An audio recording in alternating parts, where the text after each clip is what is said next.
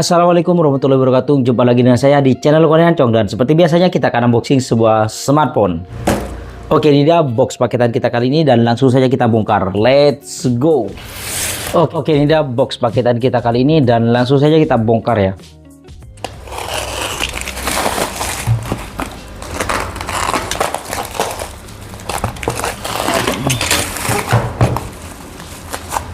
Oke, ini dia yang kita beli, yaitu Samsung M15 ya, Samsung M15 5G, Samsung M15 5G. Wih, di sini, selling pointnya sudah kelihatan di sini ya. Di sini ada baterainya yang 6000 mAh, RAM plus sampai 12 GB. Wah, keren sih. Dan di sini ada logo Free Fire. Ini kolaborasi dengan Free Fire. Wih, ini nggak tahu pemainnya siapa ini. Bagian kanan kirinya kayak gini, Samsung Galaxy M15 5G baru. Ada hologramnya juga ya di sini. Ada hologram dan QR code kayaknya. Dan yang saya ambil ini yang varian warna grey. Dan di sini kita dapetin kepala charger, adapternya sudah 25 watt ya. Oke, kita buka. Ini bonus sih. Nah, ini termasuk kelebihan dari Samsung deh. Karena jarang sih Samsung ngasih chargeran biasanya. Ini malah dikasih charger fast charging, super fast charging sampai 25 watt ya. Wis gokil. Kalau beli ya bisa sampai 100.000. Kita ke box smartphone-nya, kita langsung bongkar. Dan ini bagian dalamnya ternyata boxnya seperti ini ya. Ada box lagi di dalamnya ya. Di sini sudah ada segelnya dan di sini kita dikasih segel lagi. Ini beda lagi di bagian dalamnya ya. Kalau tadi itu bundlingnya, box bundlingnya. Kalau ini box aslinya. M15 5G ya gini aja sih, nggak ada macam-macam, masih segel. Kita buka segelnya. Dan di sini ada box kecil yang seperti biasanya. Ini biasanya cuma isinya kabel doang dan kartu panduan singkat dan juga kartu garansi ya. Kayak gini doang. Ini sudah pakai Type C to Type C. Ini kerennya Samsung sudah Type C to Type C ya. Enaknya gitu. Dan yang ini, kalau kemarin yang Samsung A05 dia masih pakai plastik. Kalau yang ini 2 jutaan ke atas di M15 sudah pakai ini apa itu namanya, kertas ya. Keren sih. Bukan pakai plastik lagi. Wih, wah harusnya. Tapi agak bongsor ya, agak tebal gitu ya. Kita copotin di sini. Nah, grey kayak gini ya. Dan di sini ada SIM tray ejector.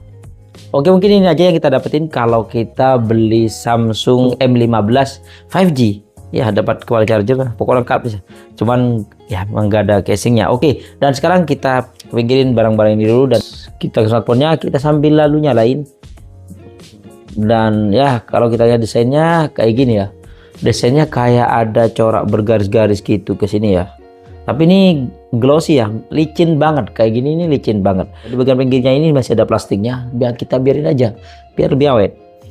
Bagian kanannya di sini ada tombol on off dan juga ada tombol volume up down. Di bagian atasnya di sini ada mikrofon. Di bagian sisi kirinya di sini ada SIM tray. SIM tray-nya dia modelnya hybrid ya, bisa 2 SIM card atau 1 micro SD dan satu lagi SIM card ya. Oke. Dan di bagian bawahnya di sini ada jack audio 3,5 mm, mikrofon, colokan charger Type C, dan juga di sini ada grill speaker. Grill speakernya beda sih, nggak bolong-bolong, cuma bulat kayak gini ya. Oke, dan sekarang kita nyalakan. Dan pas awal-awal kita aktifin smartphone-nya, yang internalnya 128 GB ini sudah kemakan 16,66 GB ya. Kecil banget sih, nggak nyampe 20 GB, itu kecil banget. Bahkan sekarang ada yang sudah 20 GB bahkan 30 GB ya. Kecil banget sih. Dan sekarang kita setting bentar. Oke, ini dia smartphone-nya dan saya sudah setting bentar. Wis, kalau kita lihat desainnya ini kok memang kayak HP harga 1 jutaan. Ini bezelnya tebel banget, terutama di bagian bawahnya. Ini tebel banget dan ini juga masih pakai notch ya. Padahal HP sekarang sudah tipis semua ya, terutama di Infinix. Dan kalau kita lihat dari bodinya, di bagian belakang ini keren sih. Dan walaupun bodinya ini beda dengan yang lainnya, kameranya masih tak sama, cuma bedanya ini di bagian bodinya ini kayak ada garis-garisnya gitu ya. Dia ya glossy tapi ada garis-garisnya gitu ya. Kalau kita lihat di desain kameranya ya sama aja ya. Karena seri A atau seri M lainnya mirip dengan ya Ya ini ciri khasnya Samsung sih. Dan sekarang kita bahas di bagian variannya dulu. Ini variannya cuma satu doang ya, yaitu RAM 6GB Internal 128GB yang harga resminya itu 2.699.000. Tapi saya dapetin 2.360.000. Ini lumayan ya. Dan untuk varian warnanya dia ada 3 varian warna, light blue, dark blue, dan grey ya. Yang samping ini yang warna grey. Dan sekarang kita bahas di bagian bodinya. Bodinya ini menggunakan plastik dan framenya dia sudah menggunakan plastik. Dan sekarang kita bahas di bagian layarnya. Ini layarnya sudah menggunakan layar Super AMOLED yang ukurannya itu 6,5 inch. Rasionya 19,5 banding 9 dan resolusinya sudah Full HD Plus yaitu 1080 x 2340 pixel. Untuk refresh rate-nya sudah 90 Hz. Ini lumayan lah. Dan untuk kecerahannya ini 800 nit ya. Tapi di bawah terik matahari ya standar lah, lumayan, nggak begitu terang banget sih, tapi lumayan. Untuk proteksinya saya nggak tahu, kayaknya nggak ada proteksinya, apalagi dia nggak dapat screen protector ya. Dan sekarang kita bahas di bagian keamanannya. Keamanannya dia ada 2 keamanan, yaitu side fingerprint dan juga face unlock. Dan kalau kita tes fingerprintnya lumayan cepat sih, tapi nggak cepat-cepat banget. Kita coba, dia bisa ketuk 2 kali untuk matikan layar dan juga menyalakannya ya. Kita tes face unlocknya, ini akurasinya sih menurut saya kurang ya, kurang cepat sih ya, kadang gagal juga sih. Dan sekarang kita masih bagian Androidnya. Di Androidnya menggunakan Android 14 dan interface-nya menggunakan One UI 6.1 ya. Dan sekarang kita bahas bagian prosesornya. Prosesornya dia menggunakan prosesor dari Dimensity 6100 Plus yang sudah 6 nanometer. Didukung dengan RAM 6GB internal 128GB. Yang mana kalau kita lihat di AnTuTu benchmark-nya dia mencapai 383 ribuan. Lumayan lah, 300 ribuan ini lumayan, walaupun sudah ada yang 500 ribuan di 1 jutaan. Dan untuk gyroscope-nya ada ya, di sensor-sensor lumayan lah. Dan untuk lain-lainnya dia menggunakan Bluetooth 5.3, NFC-nya ada, tapi speakernya sayang banget masih mono. Yang mana kalau teman-teman pengen dengerin suaranya seperti ini.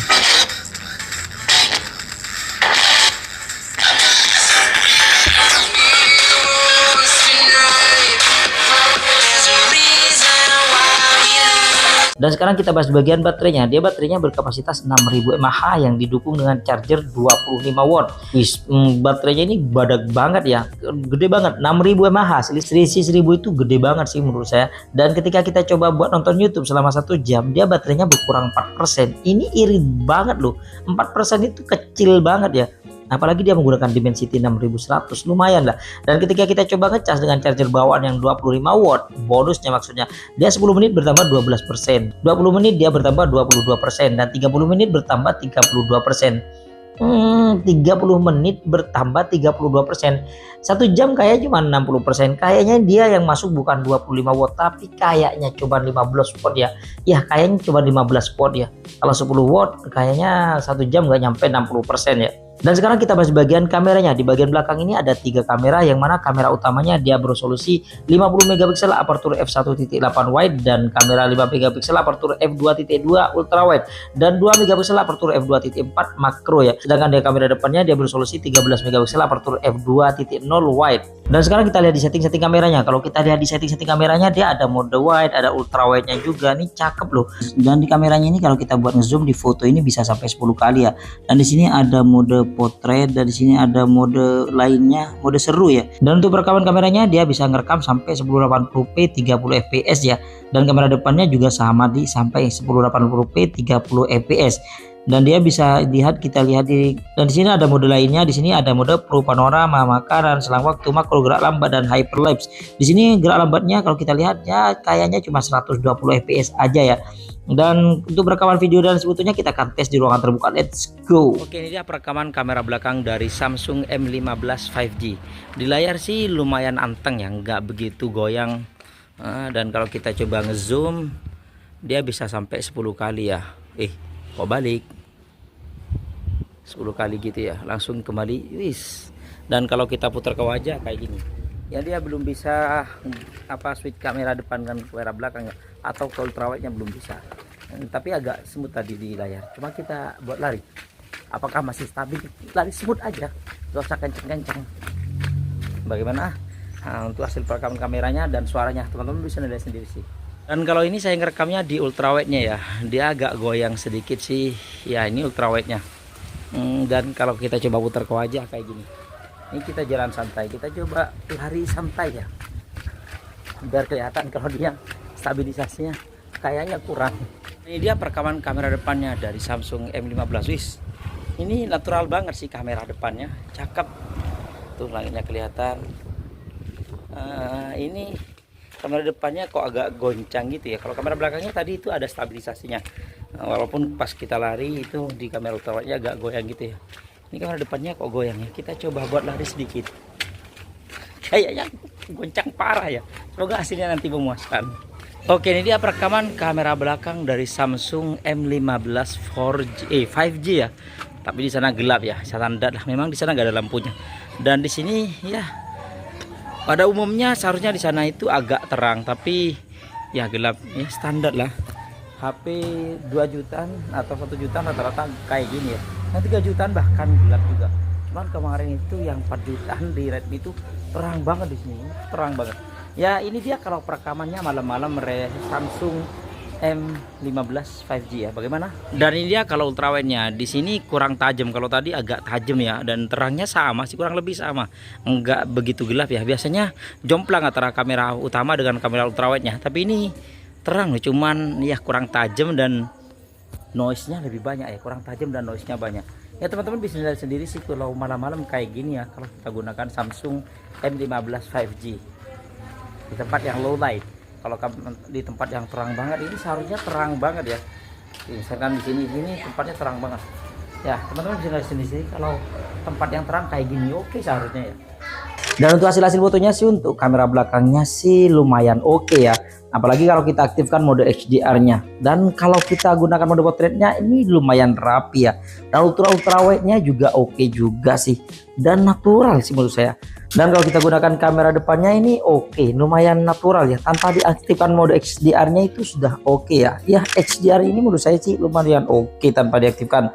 Mode portraitnya juga lumayan rapi banget malahan. Dan kalau kita buat ngezoom dia bisa sampai 10 kali ya standarnya. Dan untuk warna dedaunan ini kalau kamera makronya menurut saya sih sudah pucat ya.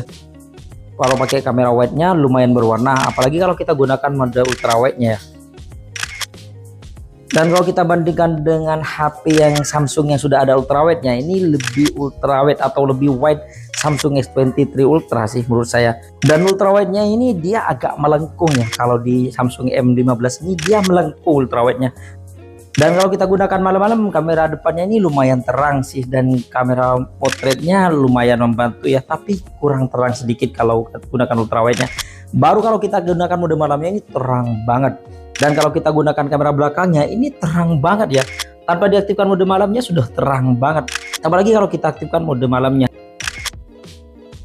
Dan untuk ultrawide-nya ini juga lumayan oke ya, nggak gelap-gelap banget. Dan kalau kita bandingkan mode auto dengan mode malamnya ini sedikit. Cuman kalau kita bandingkan dengan ultrawide-nya ini ultrawide-nya gelap banget ya.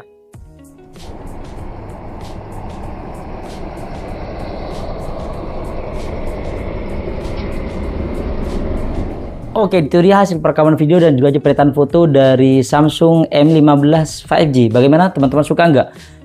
Kalau menurut saya sih smartphone ini oke sih, dengan desain yang kayak gini ala Samsung gitu. Pokok ini jati dirinya Samsung memang kayak gini sih. Modelnya kayak gini terus. Dan dia monoton aja, nggak mau ganti-ganti modelnya ya. Baik yang dual kamera, 3 kamera kayak gini semua. Kalau kita bahas di bagian kelebihannya, smartphone ini ada beberapa kelebihan. Yang pertama dia dapat charger, dan yang kedua dia sudah 90 Hz dan chargernya sudah 25 watt ya. Dan dia ada ultrawide-nya.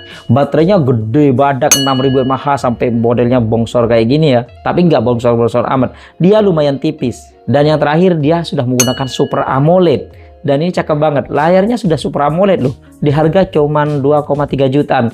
Tapi kalau kita bahas bagian kekurangannya, dia kan layarnya sudah menggunakan Super AMOLED. Tapi kok masih side fingerprint. Yang kedua dia nggak dapatin screen protector.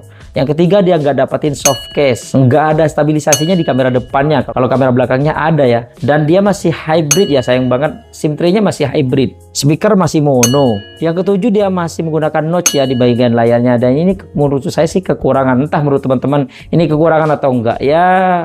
Silahkan komen di kolom komentar apa ini kekurangan atau enggak.